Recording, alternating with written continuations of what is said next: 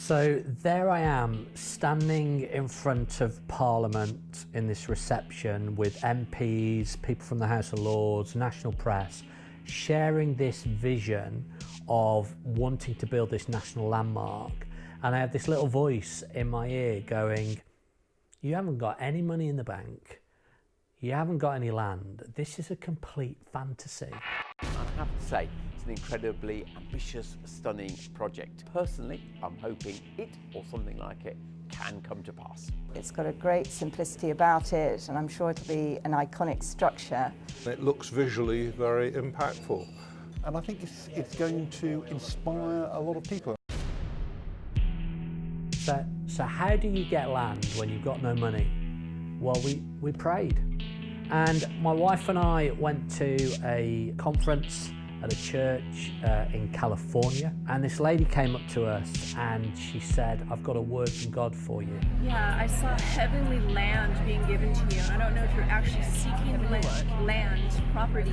So we went back to my intercessors and I said, hey, look, listen to this word.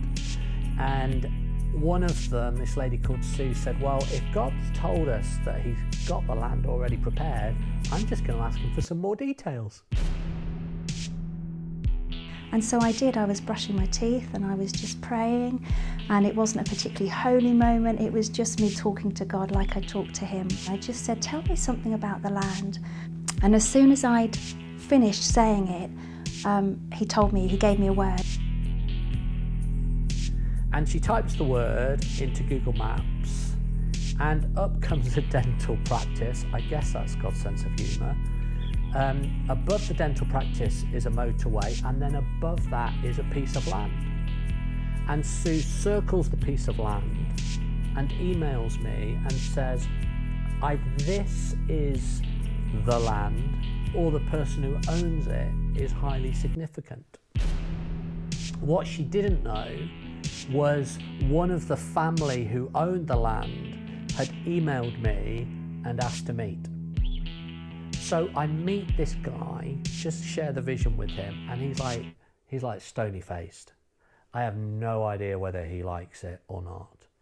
And at the end then, he said, of course you know about the trust fund. And I didn't know about the trust fund, I hadn't done my research. But he had actually started a trust fund 6 months before God had given me that vision 15 years ago.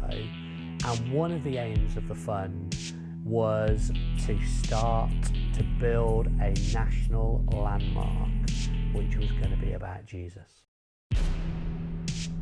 So he said he'd go away and pray about it. I thought it was pretty obvious that God was in this.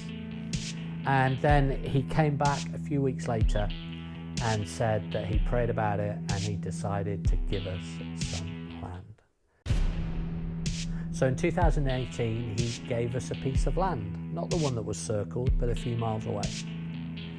But then for reasons beyond both our control, that land didn't work. And then a few months later, he gave us another piece of land, and again, that one didn't work.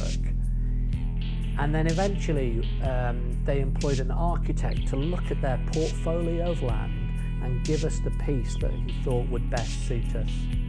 And guess what? It was the land that Sue had circled only 2 years previous. And it is an incredible piece of land. It's in between 2 motorways.